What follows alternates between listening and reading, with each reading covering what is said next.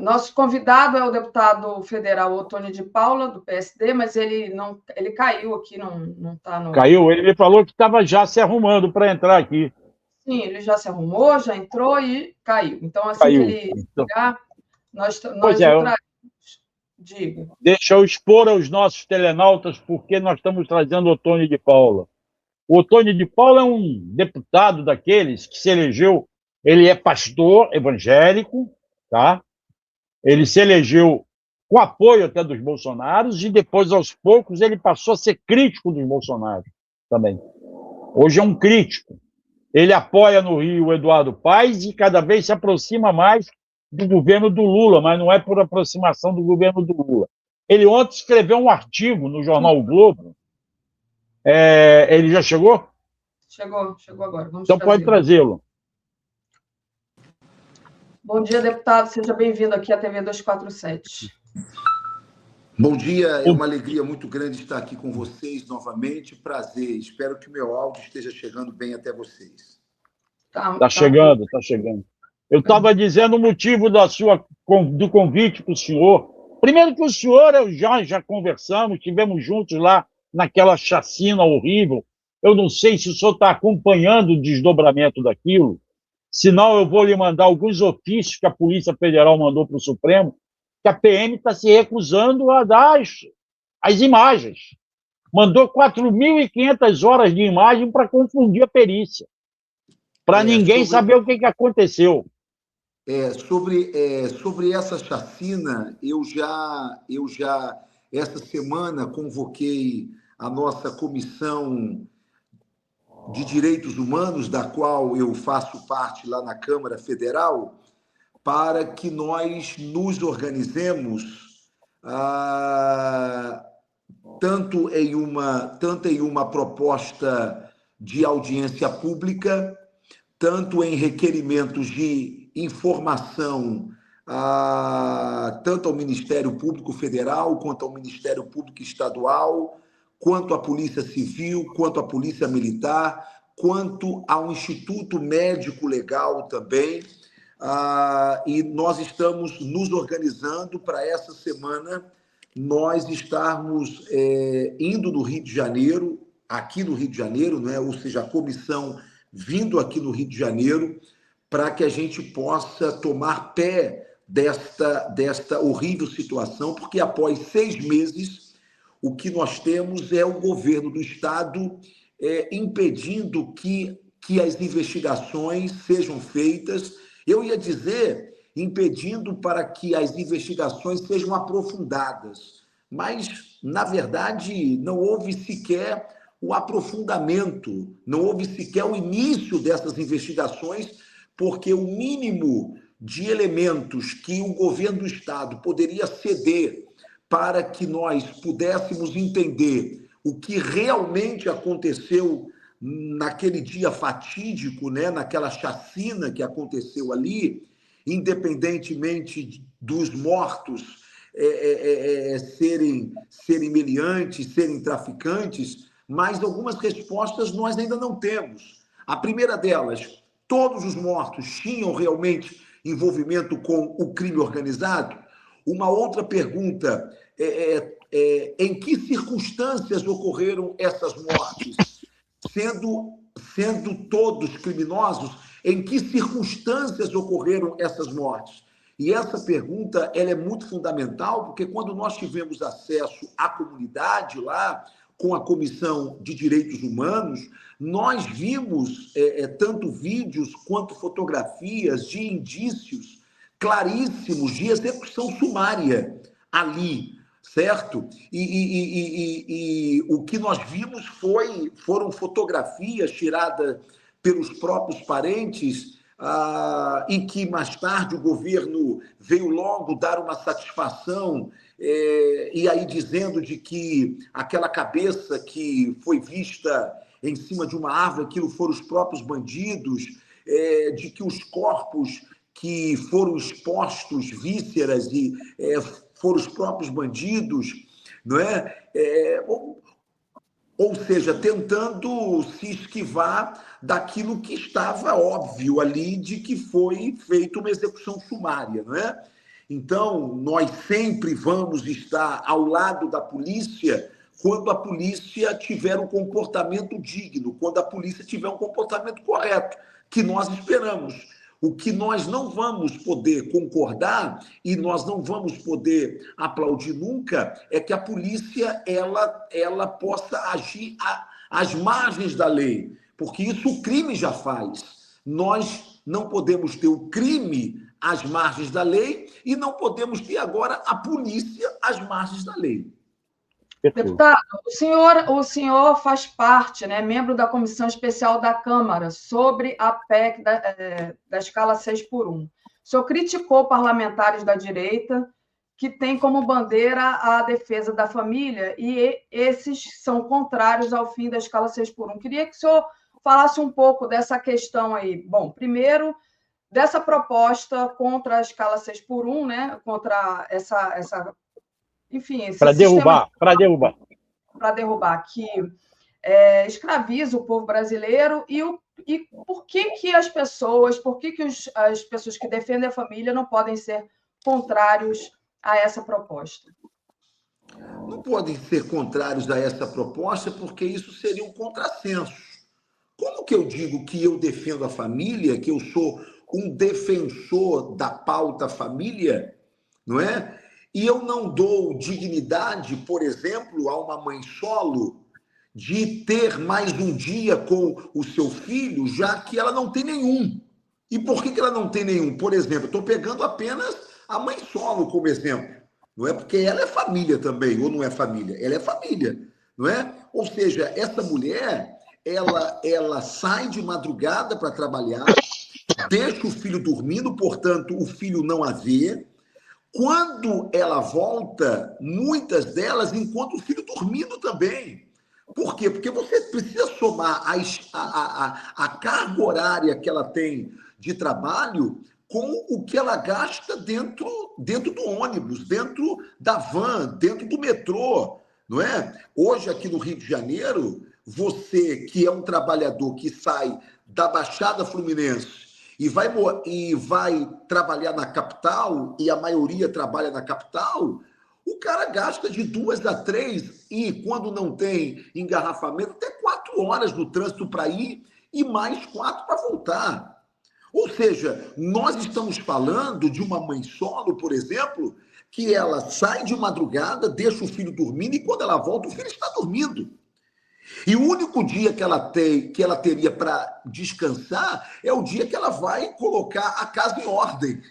Ou seja, ela não tem convívio maternal com essa criança. Ela teve que, por uma carga horária pesada de trabalho, ela teve que terceirizar a sua maternidade. Então, quando eu falo que é um contrassenso, quem diz que defende a família e é contra a escala 6x1, é contra o direito do pai e da mãe dedicar mais tempo ao seu filho, ter um mínimo de lazer e de convivência com o seu filho. Boa parte das desgraças sociais que nós estamos vendo hoje é justamente por esse esgarçamento familiar. Por que nós somos a última geração que ainda tem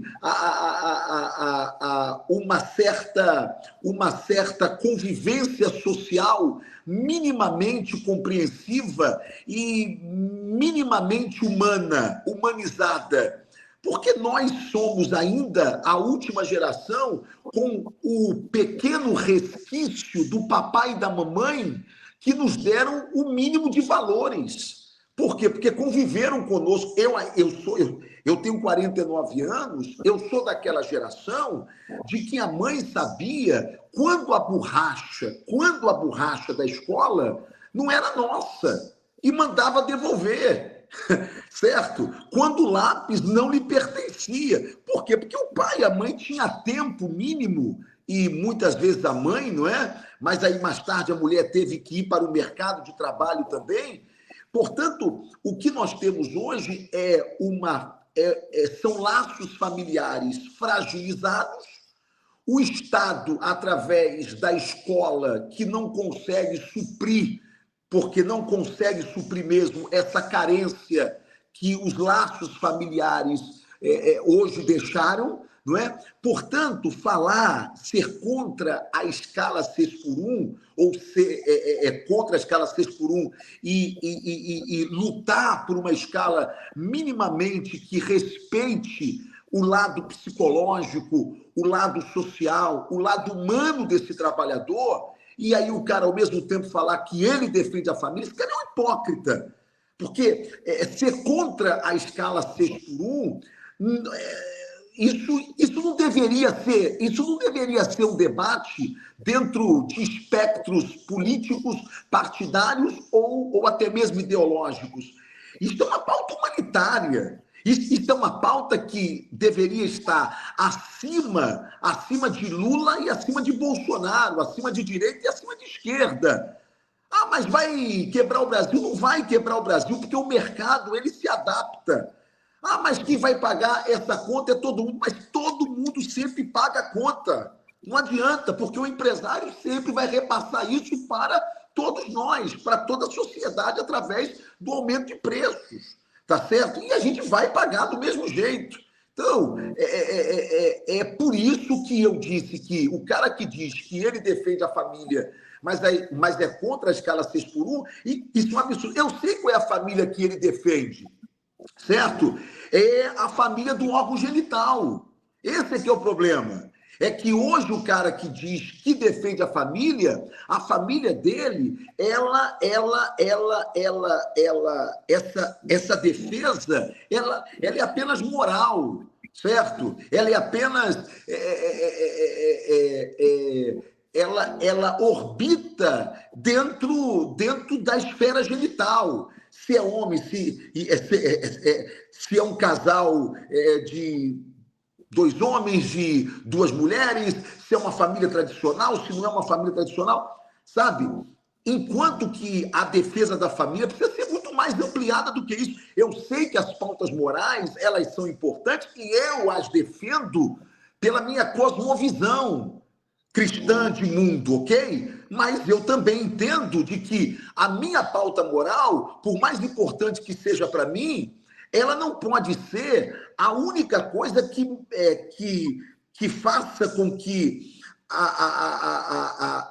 o poder que me foi conferido pelo povo brasileiro através do voto, não é? E que me investiu de autoridade enquanto legislador, eu não posso permitir que apenas essa minha cosmovisão ela prevaleça no que tange a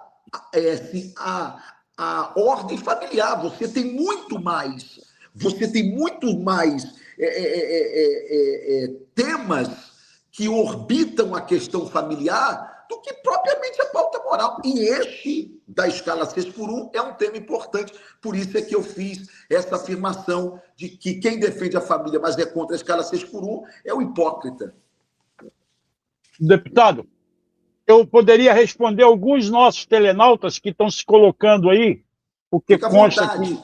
Não, eu vou deixar o senhor responder, porque o senhor foi deputado PSD, aí ele diz assim, bom, é PSD, então está apoiando o Caiado, porque todo mundo do PSD... Não, o deputado no Rio está com o Eduardo Paes, que não está apoiando nem o Bolsonaro, nem o Caiado. O Eduardo Paes está apoiando o Lula. Deixa eu dizer uma coisa aqui. Eu quero que o senhor fale isso, mas eu quero entrar no outro tema também, que o senhor já abordou de certa forma, a diferença entre conservadorismo, que pode vir da religião, e o bolsonarismo. Como é que se misturam essas coisas que o senhor andou escrevendo sobre a diferença entre os dois, que é fundamental? Primeiro que as pessoas precisam compreender. A extrema-esquerda, ela comete o mesmo erro da extrema-direita, que é o quê? Que é impedir o diálogo, tá certo? Que é impedir o diálogo. Eu acho que a gente precisa compreender que os extremos, eles vão se retroalimentando, e aí o que acontece? Eu que sou um deputado, que hoje eu me considero de centro-direita, já estive no extremismo, saí do extremismo, assumi a minha responsabilidade, fiz a minha meia-culpa, reconheci o meu erro. Eu não fiz uma transição interesseira porque se eu estivesse preocupado com a minha reeleição, eu continuaria fazendo aquele teatro lá atrás, tá certo? Que aí eu não teria preocupação nenhuma com a minha reeleição. Muitos dos seus seguidores agora tinham verdadeiro asco sobre mim, porque sabia que eu era extremamente bolsonarista, que eu era extremamente de direita, ou seja, dessa extrema direita, tá certo? Eu fiz uma inflexão, uma reflexão, olhei para mim mesmo, eu sou um cristão, eu sou pastor há 30 anos da igreja mais periférica do evangelho, que é a Assembleia de Deus, não é? Não tem outra igreja mais periférica do que a Assembleia de Deus, não é? Não há uma outra igreja que trabalha mais com mulheres do que a Assembleia de Deus, e eu me vi mais parecido com Bolsonaro do que com Cristo. Então, eu fiz a minha meia-culpa e disse, não, eu errei e eu tô pagando preço por isso. Certo? Então, quando eu venho nesse canal, que é um canal de esquerda, e eu venho aqui debater, certo? Eu venho aqui debater sem abrir mão das minhas concepções e das minhas convicções enquanto conservador que eu sou, tá certo? Mas eu entendo que erra quem é mais extremado na esquerda, erra ao confundir o conservadorismo com o reacionarismo, certo? Conservadorismo é uma coisa, você ser reacionário é outra coisa. O conservadorismo, ele está aberto para mudanças, mas mudanças que respeitem o tempo, que respeitem o passado, não é? Que respeitem as tradições, que sejam mais lentas do que as propostas pelo progressismo, ok? Mas ele entende que essas mudanças, elas são necessárias, fazem parte da vida. Agora, o reacionário, não. O fundamentalista, não. Coisas que eu não sou. Esse cara, ele entende que o mundo tem que orbitar em volta do seu umbigo, em volta da sua cosmovisão. Não é? Respondendo propriamente a sua pergunta, e aí, com muito respeito aqui, com muito carinho, certo? Hoje em dia,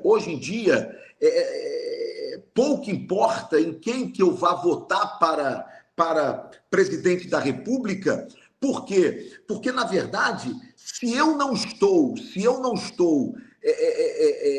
ao lado dessa extrema-direita bolsonarista, certo? Cara, significa de que eu já avancei muito, pelo menos dentro da ótica do que a esquerda entende de cosmovisão de mundo. Portanto, eu estou aqui pronto para que a gente possa debater justamente por isso. Se eu sou de lá, aí eu não aceito o debate.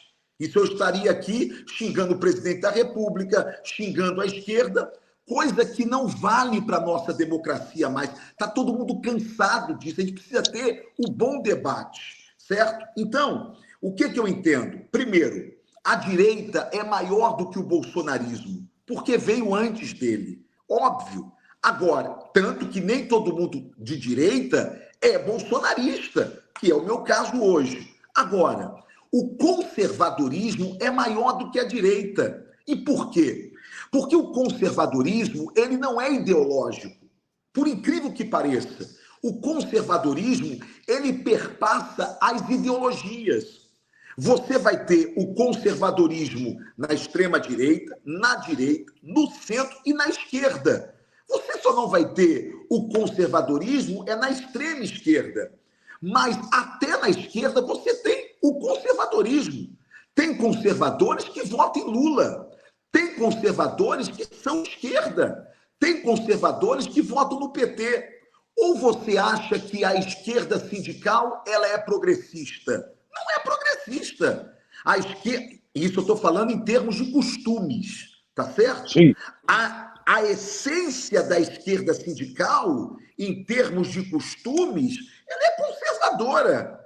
Tanto que quando eu digo de que Lula ele é conservador, a turma cai de pancada em cima de mim. Mas Lula, na sua essência, ele é um cara conservador, ele é um cara de 80 anos de idade, minha gente. Pelo amor de Deus, esse cara, ele é um cara conservador. Agora, é um cara conservador aberto para as mudanças que o mundo exige, que o mundo precisa, não é? Então, confundir o conservadorismo com o bolsonarismo, primeiro que já é um erro histórico. Por quê? Porque o conservadorismo, ele pressupõe conservar as instituições, o respeito às instituições, ao status quo das instituições, coisa que o bolsonarismo ele não preserva, tanto que você viu o que aconteceu aqui no país nesses últimos anos.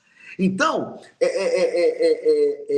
você colocar o conservadorismo como se o conservadorismo fosse todo bolsonarista é a mesma coisa de você achar que toda a esquerda ela tem como pauta aí eu vou entrar aqui numa outra polêmica. É você achar, porque essa polêmica, e é bom que vocês, amigos de esquerda, entendam isso, por que o bolsonarismo conseguiu cooptar as igrejas evangélicas e por que muitos evangélicos têm resistência à esquerda brasileira? Eu ia perguntar isso ao senhor. Então, eu já te respondo agora. Por quê? Porque houve uma confusão entre as pautas da esquerda, que são pautas pró-trabalhador, que são pautas que são pautas humanitárias, que é o socorro ao pobre. Essas sempre foram as pautas da esquerda, tá certo? Agora, o que aconteceu? De 20 anos para cá, a agenda woke, ok? Encontrou na esquerda um berçário, certo? E hoje, para muitos, aquilo que é a bandeira de um determinado grupo social, não é? LGBTQIA+, eu falo isso aqui com muito respeito, sem nenhum tipo de ofensa e sem nenhum tipo de ataque, não é? Esse progressismo mais radical que chega a dizer que a família tradicional precisa ser destruída, eliminada. Você tem vários vídeos de vários debates em que muitos líderes desse movimento falam isso. O que acontece? Isso assusta o outro lado, que ele diz, aí, a esquerda é isso aí. Não, a esquerda não é isso aí. Assim como a direita não é a extrema-direita. O que a extrema-direita é? Ela é misógina. O que a extrema-direita é? Ela é homofóbica. O que a extrema-direita é? Ela é racista. O que a extrema-direita é? Ela quer dividir o Brasil, tá certo? Ela acha de que quem é do Nordeste não presta, é menos cidadão do que quem é do Sul, tá certo? Esses são discursos que você encontra na extrema-direita, que encontrou na direita um berçário. Então, quem está na esquerda olha para quem está na direita e pensa que tudo é extrema-direita. E quem está na direita olha para a esquerda e pensa que tudo é agenda progressista extremada. E não é. Está entendendo? Então, é esse tipo de debate que a esquerda precisa fazer e que a direita precisa fazer para que a gente acabe com essa polarização tóxica que não leva o Brasil a nada, só retroalimenta os extremos, e a gente volte a discutir Brasil. Porque a polarização, ela é democrática, ela é útil, ela é importante, mas não essa tóxica, aonde a gente discute pessoas ao invés de discutir o nosso país. Daphne, eu acho que está no final do programa. Eu teria 1000 perguntas a fazer para o senhor. Como furar essa bolha? Eu falo muito também. Não, mas não tem problema. Eu perguntaria só por último, né? Porque o senhor falou, a extrema esquerda assusta, mas também o que assusta essa população, essas pessoas evangélicas, é a extrema manipulação, inclusive essa eleição agora com o IA, né? Como, por exemplo, né, dentro desse público, a gente pode evitar que essa manipulação seja feita tão fortemente, tão agressivamente. Mas, enfim. Olha só, tentando responder muito objetivamente a sua brilhante pergunta, tá certo? esta manipulação fica fácil do outro lado fazer, tá certo? Por quê? Porque se também nós, eu estou falando nós aqui, porque eu acho que a gente está aqui nesse debate, cada um tem a sua cosmovisão, não é? Mas eu acho que nós somos pessoas que só pelo fato de sentarmos aqui numa mesa ao vivo e estarmos debatendo, apesar da nossa cosmovisão, em alguns pontos completamente antagônicas, já é a prova de que se isso acontecer mais, a gente vai propagar algo muito importante, que é dizer o seguinte: olha, os extremos que não se conversam, eles não se conversam porque eles não querem conversar, porque interessa um ao outro não conversar. Então, respondendo a sua pergunta, você sabe como é que a gente vai conseguir com que os evangélicos ou com que parte desse eleitorado da direita e que é tão suscetível a essas manipulações, sejam de suas lideranças religiosas, sejam manipulações de fake news através de não é? Isso através de uma propaganda mentirosa. Sabe quando que isso vai diminuir? É quando o outro lado também fizer a sua autocrítica, como eu estou fazendo a minha autocrítica. Peraí, comunicação tem um princípio básico de comunicação. Se eu falei e você não entendeu, a culpa não é sua, a culpa é minha. Eu é que não soube me comunicar.